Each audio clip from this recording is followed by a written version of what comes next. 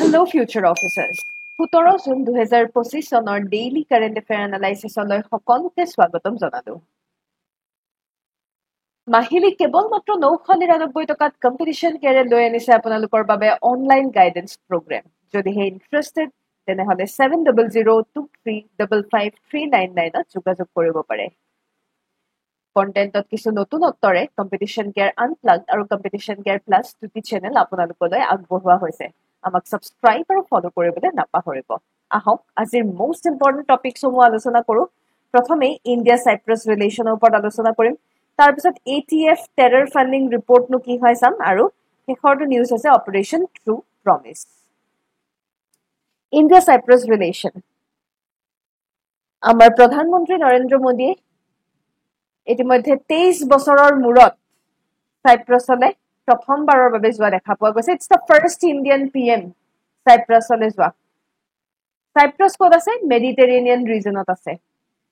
এতিয়া যিহেতু ভাৰত আৰু চাইপ্ৰাছৰ দ্বিপাক্ষিক সম্পৰ্কৰ ওপৰত আলোচনা কৰিব লাগিব, বিশেষকৈ কোঅপাৰেশ্যনৰ ক্ষেত্ৰত কোনকেইটা ডাইমেনশ্যনত ডিছকাশ্যন হৈছে সেয়া আমি এবাৰ চাই লওঁ। Innovation, startup, energy technology, digital payment, UPI, AI, fintech, financial service, logistics, mobility, shipping, defence, connectivity, tourism আৰু ডেষ্টিনেশ্যন মেনেজমেণ্ট এইকেইটা বিষয়ত বিশেষকৈ আলোচনা হোৱা দেখা পোৱা যায়।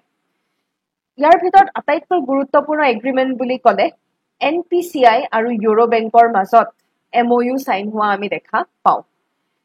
খুব ইম্পৰ্টেণ্ট, চাইপ্ৰাছত UPI ইন্ট্ৰডিউচ কৰা হৈছে। Very very important. কেইবাখনো দেশত ইতিমধ্যে UPIৰ প্ৰচলন আমি দেখা পাইছো। বৰ্তমান চাইপ্ৰাছতো UPI ইন্ট্ৰডাকশ্যন কৰা দেখা পোৱা গৈছে। ইয়াৰ দ্বাৰা কি হ'ব? ইয়াৰ দ্বাৰা ক্ৰছ বৰ্ডাৰ ডিজিটেল ট্ৰানজেকশ্যন এতিয়া বুষ্ট হ'ব। তাৰ উপৰি NSE ইণ্টাৰনেশ্যনেল এক্সচেঞ্জ, যাক আমি গিফ্ট চিটি বুলি কওঁ, আৰু চাইপ্ৰাছ ষ্টক এক্সচেঞ্জৰ মাজত MOU চাইন হোৱা দেখা পোৱা গৈছে। ইয়াৰ দ্বাৰা কি হয়? ইয়াৰ দ্বাৰা আমাৰ ইনভেষ্টৰৰ বাবে খুবেই ইম্পৰ্টেণ্ট, খুবেই বেনিফিচিয়েল হ'ব। এয়া বিশেষকৈ ইউৰোপ আৰু গিফ্ট চিটি ইণ্ডিয়াৰ মাজত প্ৰথম কোলাবৰেশ্যন আমি ক'ব লাগিব। টুৰিজম ছেক্টৰতো বুষ্ট কৰা দেখা পোৱা গৈছে। ইতিমধ্যে ভাৰতে চাইপ্ৰাছক ফেমাছ টুৰিষ্ট ডেষ্টিনেশ্যন হিচাপে একনলেজ কৰিছে আৰু সেয়েহে ইণ্ডিয়ান আৰু চাইপ্ৰাছ টুৰ অপাৰেশ্যনছৰ মাজতো এতিয়া টুৰিজম অপাৰেশ্যন ফ'কাছ কৰা হ'ব। তাৰোপৰি কিছু অন্যান্য দিশ যেনে ship building, port, startup, AI, logistic এই ক্ষেত্ৰতো ফ'কাছ কৰা দেখা পোৱা গৈছে। এনাৰ্জি ছিকিউৰিটি, টেক ইনোভেশ্যনতো ফ'কাছ কৰা দেখা পোৱা গৈছে। প্ৰিলিমছ প্ৰেক্টিছ প্ৰশ্ন আপোনালোকৰ বাবে লৈ অনা হৈছে। Consider the following statements with reference to India-Cyprus relation.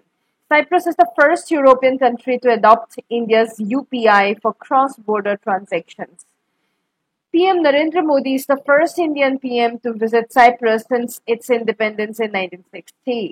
Cyprus has been termed as reliable partner by India in a recent diplomatic dialogue. So, উত্তৰটি নিশ্চয় গম পাইছে, আমাৰ কমেণ্ট ছেকশ্যনত জনাবলৈ নাপাহৰিব।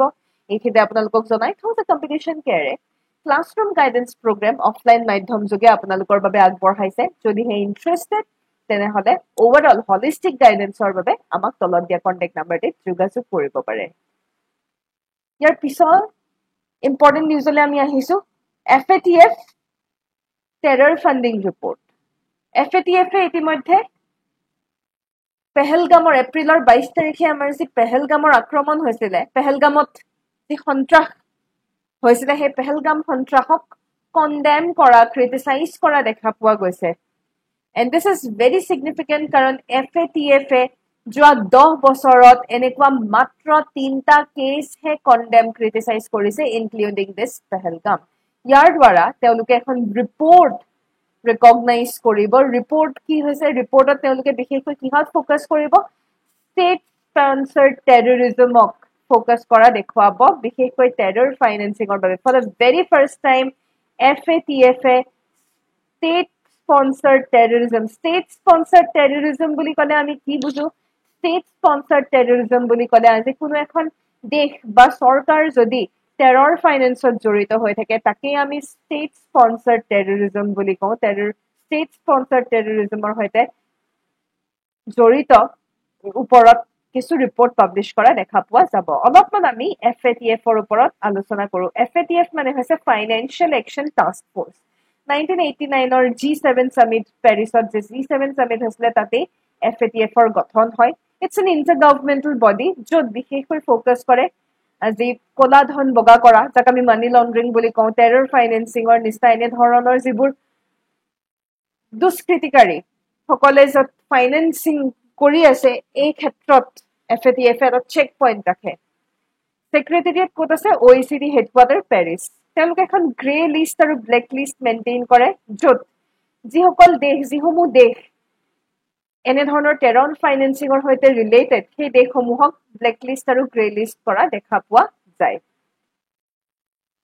এতিয়া পেহেলগামৰ এটেকক FATF নোট কৰিছে আৰু তেওঁলোকৰ মতে it could not occur without funds and means to move them this is something which is really very significant ইয়াৰ দ্বাৰা এয়া আমাৰ ইণ্ডিয়াৰ কাৰণে ভাৰতৰ কাৰণে খুবেই এটি এক কথাত ক'ব গ'লে it's a win situation for us কাৰণ FATF state sponsored terrorism যিহেতু এবাৰ ফাৰ্ষ্ট টাইম নিজৰ ৰিপৰ্টত ইনক্লুড কৰিবলৈ ওলাইছে আৰু ভাৰতেও বহু দিন ধৰি পেহেলগামৰ আক্ৰমণৰ পিছত FATF গ্ৰে লিষ্টত পাকিস্তানক ইনক্লুড কৰিবলৈ প্ৰচেষ্টা চলাই আছে আৰু এই ক্ষেত্ৰত ইণ্ডিয়াৰ এটি সাকসেস বুলি আমি ক'ব পাৰো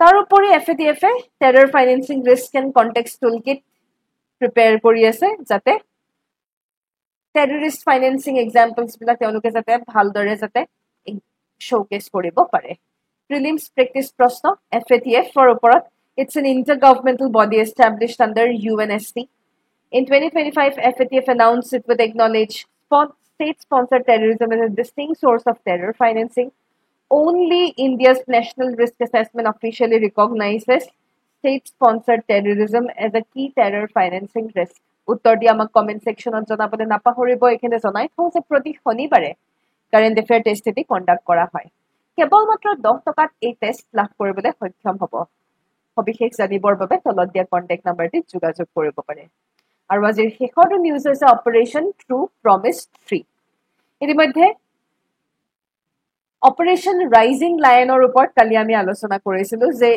এই অপাৰেশন ইজৰাইলি ইৰানৰ ওপৰত লঞ্চ কৰা দেখা পোৱা গৈছিল ইজৰাইলৰ অপাৰেশন ৰাইজিং লায়নৰ এগেইনষ্টত ৰিটেলিয়েশন হিচাপে ইৰানে ইজৰাইলৰ ওপৰত লঞ্চ কৰে অপাৰেশন ট্ৰু প্ৰমিস 3 মিলিটাৰী ষ্ট্ৰাইক আমি দেখা পাওঁ ওভাৰঅল কোনে লঞ্চ কৰিছে ইৰানছ ইছলামিক ৰিভলিউশনাৰী গাৰ্ড কৰ্পছৰ দ্বাৰা লঞ্চ কৰা দেখা পোৱা গৈছে বিশেষকৈ ইজৰাইলি ইম্পৰ্টেন্ট চিটিজ যেনে টেল আভিভ হাইফা ৰেহোবত ইত্যাদি এই চিটিসমূহ এটেক কৰা দেখা পোৱা গৈছে প্ৰিলিমছ প্ৰেক্টিছ প্ৰশ্ন consider the following statements regarding Operation True Promise 3 it's Iran's latest retaliatory military campaign targeting Israeli cities and infrastructure it's in response to Israeli airstrikes on Iran's nuclear and command facilities launched by Iran's Islamic Revolutionary Guard Corps নিশ্চয় উত্তৰ দি গম পাইছে আৰু কালিৰ যে prelims practice প্ৰশ্ন তাৰে উত্তৰসমূহ চাওঁ আহক শহীদ কুশল কোঁৱৰৰ ওপৰত প্ৰশ্নটি আছিলে তেখেত কুইট ইণ্ডিয়া মুভমেণ্টৰ একমাত্ৰ শহীদ ভাৰতবৰ্ষৰ very important this is a very important statement শুদ্ধ he was influenced by Mahatma Gandhi and became a strict vegetarian true he was arrested for his role in the salt satyagraha of 1930 definitely নহয় train sabotageৰ হৈতে তেওঁক arrest কৰা দেখা পোৱা গৈছে statement number 3 ভুল ইয়াৰ পিছৰ প্ৰশ্নটো আছিল restructured weather based crop insurance scheme ৰ ওপৰত first time tea plantation nok weather based crop insurance scheme or অন্তৰ্গত লয়না হৈছে শুদ্ধ under restructured weather based crop insurance scheme compensation is provided based on actual crop damage assessed by local revenue officers নহয় Assam is the largest tea producing state in India contributing over 50% of the country's total tea production yes very important এটা এটা খুব গুৰুত্বপূৰ্ণ data এই data আপুনি mains পাৰ্সপেক্টিভত ব্যৱহাৰ কৰিব পাৰে Statement 1 or Statement 3 শুদ্ধ ইয়াৰ পিছৰ প্ৰশ্নটো আছিল Servants of India Society ৰ ওপৰত it's a historic socio-political organization committed to public service civic engagement, national education শুদ্ধ 1947 definitely নহয় 1905 চনৰে আছিলে ফাউণ্ডাৰ কোন গোপাল কৃষ্ণ গোখলে জি.কে. দেৱদাৰ এ.বি. পটৱাৰ্ধন এন.এ. দ্ৰবিড় শুদ্ধ তাৰ মানে statement number 2 is wrong আমি শুদ্ধ উত্তৰ 1 and 3 only পালো এয়াই আছিল আজিৰ সবিশেষ কিবা এনকুৱাৰী থাকিলে তলত উল্লেখ কৰা কন্টেক্ট নাম্বাৰতে যোগাযোগ কৰিবলৈ নাপাহৰিব ইয়াকে কৈ ধন্যবাদ জয় আই